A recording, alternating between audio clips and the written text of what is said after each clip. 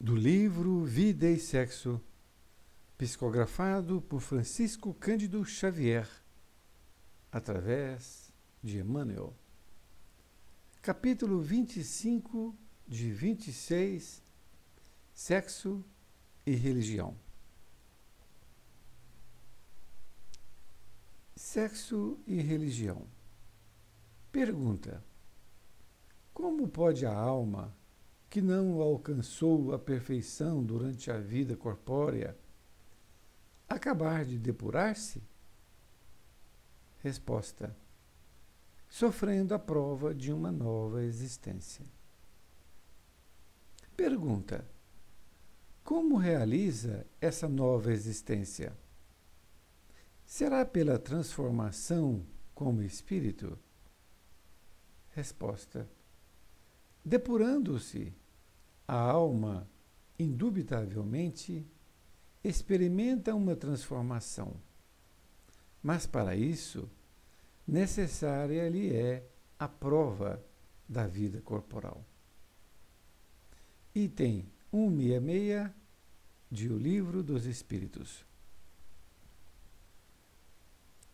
Dar-se-á o fato de se isentar alguém dos impulsos e inquietações sexuais simplesmente por haver assumido compromissos de natureza religiosa?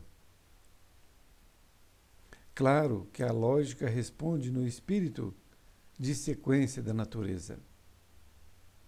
A criatura que abraça encargos dessa ordem está procurando ou aceitando para si mesma aguilhões regeneradores ou educativos, de vez que ordenações e providências de caráter externo não transfiguram milagrosamente o mundo íntimo.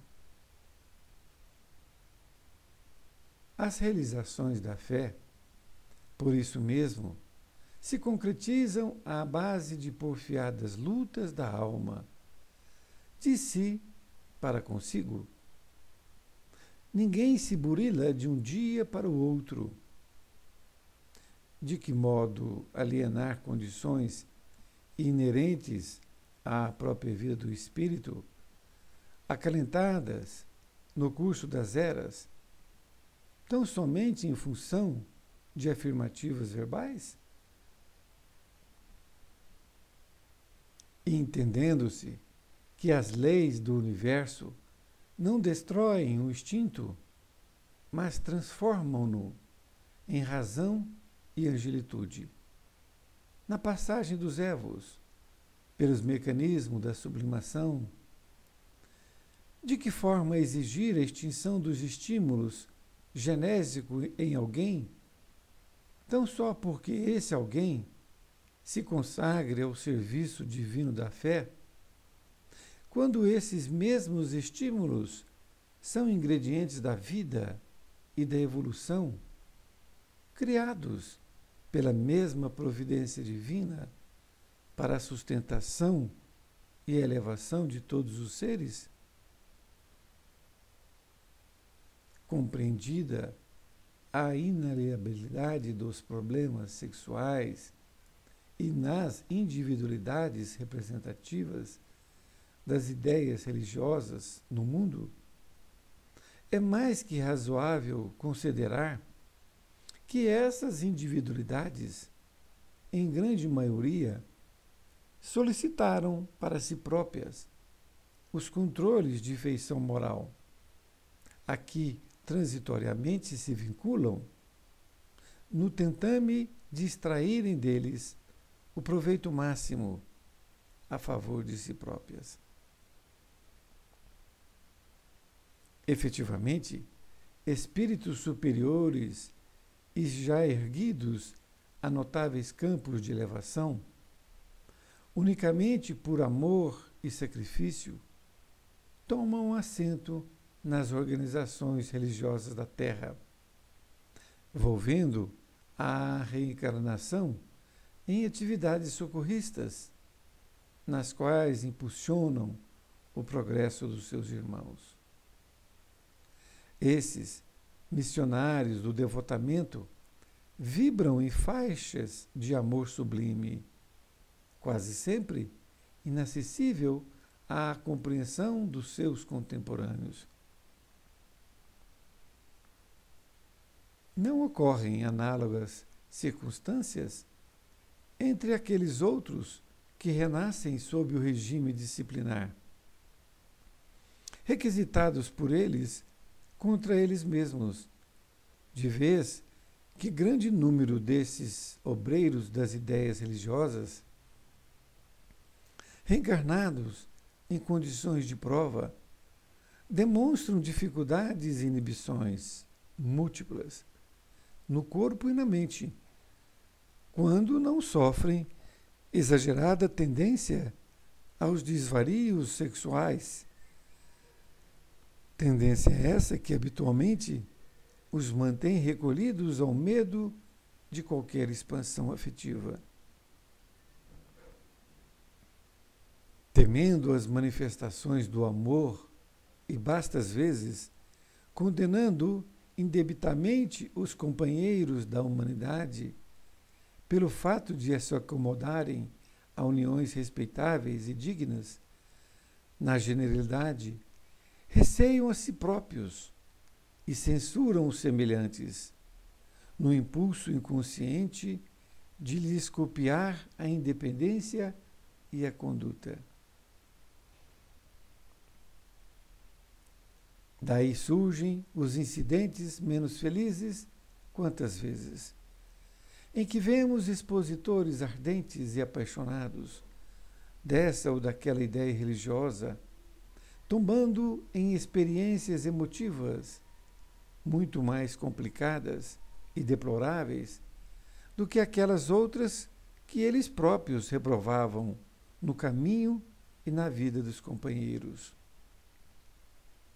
Aliás, registre-se que o fenômeno é mais que justo, porquanto, aceitando os distintivos de determinada seara religiosa, o espírito impõe a si mesmo um fator de frenagem e autopoliciamento, sem que as marcas exteriores de fé signifiquem mais que um convite ou um desafio a que se aperfeiçoe, de acordo com os princípios de acrisolamento que abraça. Instruções religiosas exteriores não alteram, de improviso, os impulsos do coração, conquanto se erijam em fortaleza de luz, amparando a criatura que a elas se acolhe para o serviço de autoaprimoramento. Qualquer professor na Terra há de se identificar com os alunos no campo das experiências naturais do cotidiano, a fim de que se estabeleça entre eles o fio da compreensão mútua, unindo vanguarda e retaguarda do esforço para a escalada do grupo ao conhecimento. Um anjo e uma equipe de criaturas humanas não entrariam em relacionamento ideal para rendimento ideal do ensino. À vista disso, somos nós mesmos espíritos endividados ante as leis do universo, que nos enlaçamos uns com os outros, encarnados e desencarnados, aperfeiçoando gradativamente as qualidades próprias e aprendendo, à custa de trabalho e tempo, como alcançar a sublimação que demandamos, em marcha laboriosa para a conquista dos valores eternos. Emmanuel, Uberaba, 5 de junho de 1970. Querido amigo, querida amiga, mais um capítulo do livro Vida e Sexo, este que é o penúltimo capítulo, é o capítulo 25 de 26. Emmanuel utiliza então duas perguntas e, naturalmente, duas respostas do Livro dos Espíritos. Quando Kardec pergunta aos benfeitores espirituais que como pode uma alma que ainda não alcançou a perfeição pode se depurar-se, ou seja, como ela pode evoluir, não é? Ela não conseguiu ali numa vida corpórea. E a resposta é simples: sofrendo uma nova existência, quer dizer, sofrendo uma prova de uma nova existência. Porque a nova existência, vindo à carne novamente, ele vai ali ter as provas que vão lhe facilitar a evolução. E a segunda pergunta é como realiza. E ele pergunta se é pela transformação do espírito. E ele responde que realmente é pela depuração da alma, né, do espírito, que experimenta essa transformação. Mas isso é uma consequência. Para que isso ocorra, é necessário a prova corporal. Então, somente através da vida na carne é que o espírito, então, poderá evoluir-se, não é? Moralmente e intelectualmente. Então, Emmanuel inicia.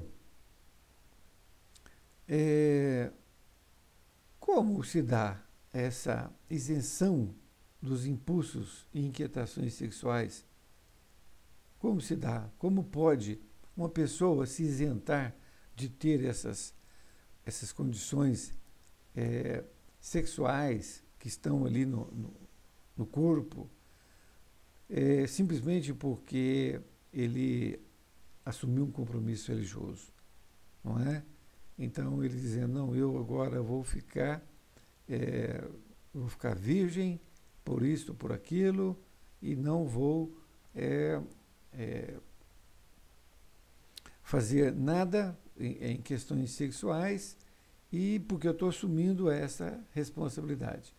Simplesmente por isso, por ele ter assumido essa responsabilidade, já não o faz melhor, não é? E ele continua dizendo que quando a criatura abraça um compromisso desse, ele está procurando ou aceitando para si mesmo esses aguilhões, essas que vão regenerá-lo. São educação que ele está procurando ter para que ele possa conseguir a sua melhora. Mas simplesmente essa ordenação, estar no local desse, não o transforma da noite para o dia.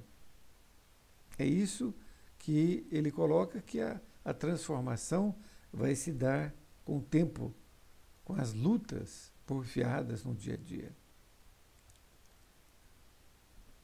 É o que na próxima parte ele fala, que essas realizações da fé, ou seja, essas concretizações dessas melhoras, ela se dá através de lutas, de si para consigo.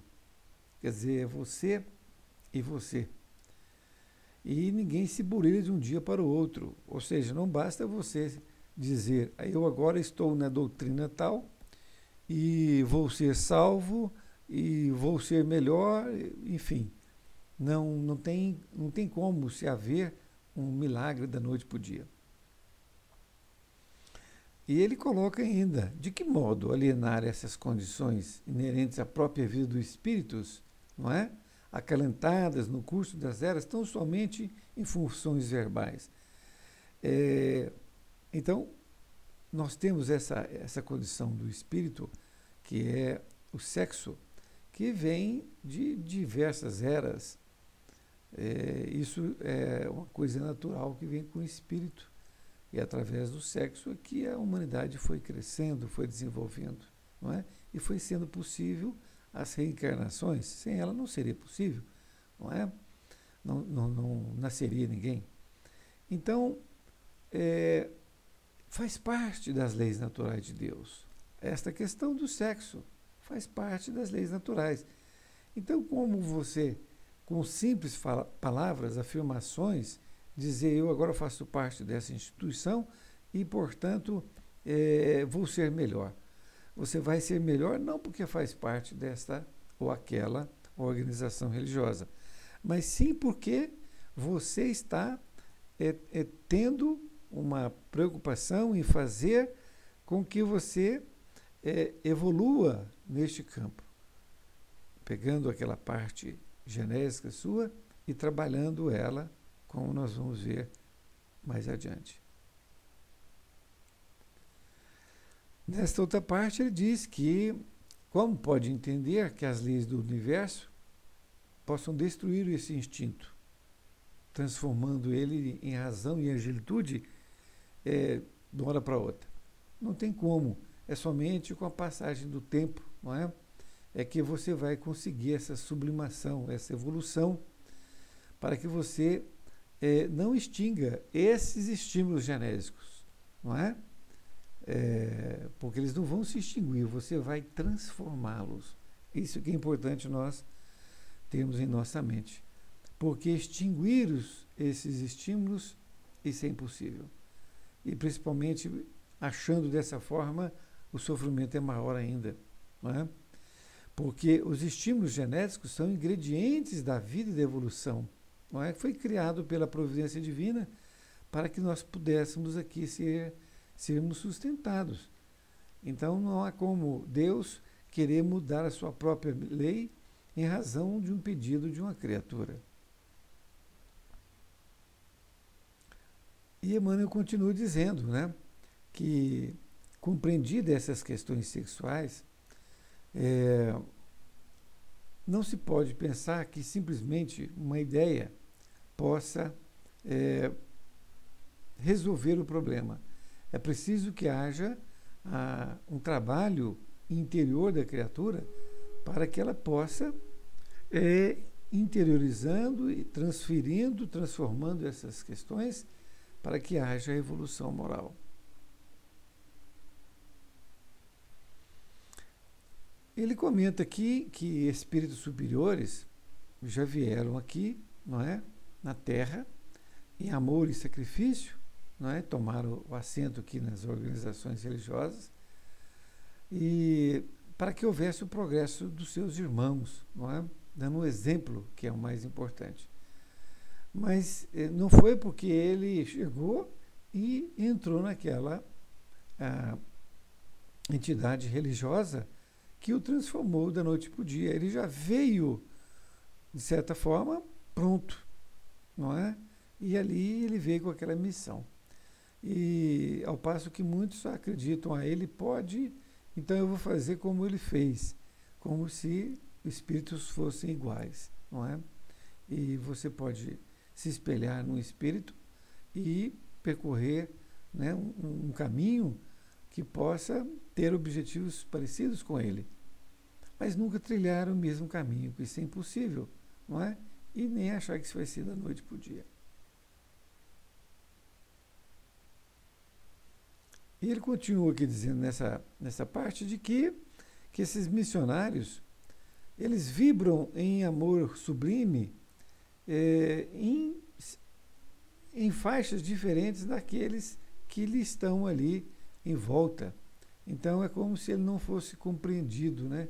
Ele está falando uma coisa e as pessoas estão entendendo outra, porque a faixa de amor dele é uma faixa de amor muito acima dos demais contemporâneos.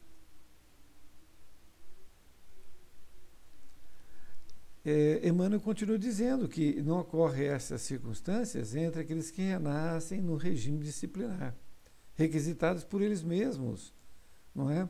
Então, aqueles que optam pelo regime disciplinar e quer disciplinar ali a qualquer custo, a qualquer preço, ele está tentando fazer com que haja uma evolução, mas não será, voltamos a dizer, simplesmente pelas palavras que ele vai proferir dizendo isso ou aquilo. Vai ser realmente uma demonstração interior. Então, essas dificuldades do corpo e da mente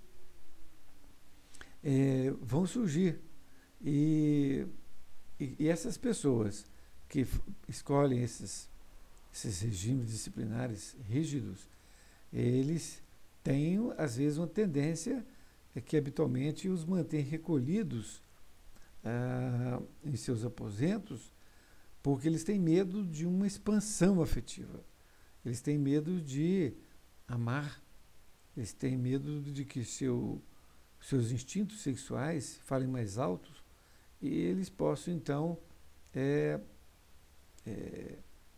perceber que ir bem não era aquilo que ele achava que era. Então, nesta outra parte, Emmanuel fala que essas criaturas que se recolhem e quando elas começam a recear os seus próprios sentimentos e se ela começa a criticar o outro a respeito dos seus desvarios, de suas liberdades, e se ele começa a ver que o outro está ali com uma união com outros companheiros e tal, uniões respeitáveis, seja porque ele largou aquela ordem, né, e foi se unir a uma outra pessoa. E então, se ele começa a censurar essas criaturas, inconscientemente ele está querendo copiar aquela independência e conduta. Muito interessante, porque muitas vezes nem ele sabe o que está acontecendo, não é? Então ele está querendo copiar quando ele está condenando a atitude do outro que saiu daquele regime em que ele se encontrava, que eles se encontravam, para se unir a uma outra pessoa. Então, se ele fizer isso, condenar é que inconscientemente ele queria também fazer aquilo. Nesta outra parte, ele ainda continua dizendo sobre esse assunto, porque ele diz que surgem aí os incidentes menos felizes, que são aqueles expositores de qualquer ordem religiosa, naturalmente, apaixonados, que tombam em experiências emotivas. Por quê? Porque eles debatem, eles criticam os outros por essas atitudes e eles mesmos caem nesses desvarios, porque eles estavam reprovando o caminho dos companheiros e acabam caindo também. Num outro livro, tem uma passagem de Paulo que ele fala que nós não devemos julgar, e é exatamente isso aqui que Emmanuel coloca de uma outra forma. Porque quando nós julgamos um companheiro por uma atitude, nós estamos fazendo aquilo que Jesus nos disse. Na mesma medida que julgar, sereis julgados. Sereis julgados por quem? Por Deus? A gente acreditava que era, mas não é. É pela nossa consciência. Então, quando você julga, reprovando o comportamento de uma pessoa, de uma criatura, você está criando ali um julgamento e uma medida para que você possa ser julgado por si mesmo futuramente. E futuramente você vai atrair, por sintonia, esta mesma situação em que você vai ser colocado à prova. E aí você vai se auto-julgar de forma implacável, assim como você fez com o outro. Ele continua dizendo que esse fenômeno é mais do que justo, porque aceitando esse distintivo de uma determinada seara religiosa, o espírito impõe para si um fator de frenagem e autopoliciamento. Então, seja qual for a doutrina que você está no momento, quando você está dentro dela, você está ali se impondo àquelas condições que a doutrina te leva a acreditar, não é? E essas marcas exteriores da fé é um convite, não é, para que você, e um desafio para que você se aperfeiçoe. dentro daquilo que está sendo proposto pela instituição religiosa. Ele continua dizendo que essas instruções religiosas exteriores não alteram de improviso os impulsos do coração. Então não basta você colocar um selo que você pertence, né? Muitas vezes as pessoas colocam até na camisa, falam, eu sou isto, eu sou aquilo, quer dizer, eu sou espírita, eu sou católico, eu sou evangélico, e coloca como se isso já resolvesse as condições, não é? Na verdade, ela é amparada, mas não resolveu ainda, não é? É preciso muito trabalho. Ele dá um exemplo de um professor, não é? Que se identifica com os alunos e tal, nas experiências do cotidiano, a fim que se estabeleça entre eles uma relação mútua, não é? Para que haja ali uma elevação do conhecimento. Exatamente na questão de aprendizado. E nesta outra parte, ele diz que um anjo em uma equipe de criaturas humanas não entraria em relacionamento ideal para rendimento ideal do ensino. Isso significa o quê? Que se colocar uma criatura muito evoluída junto com outras, não existe sintonia. Essas criaturas estão tão aquém deste anjo que elas não captam a essência que elas estão querendo passar. Na conclusão, Emmanuel nos coloca que, em vista disso, somos nós mesmos, ele está reafirmando o que foi dito anteriormente, somos nós mesmos espíritos endividados ante as leis do universo, que nos enlaçamos uns com os outros, encarnados e desencarnados, nos aperfeiçoando gradativamente. Essas qualidades que estamos aprendendo, à custa de trabalho e tempo, para alcançar a sublimação. E demandamos uma marcha laboriosa para a conquista desses valores eternos. Então, ele conclui no seu capítulo dizendo que é preciso muito trabalho. É somente através do trabalho interior que a criatura vai conseguir esta sua autoevolução.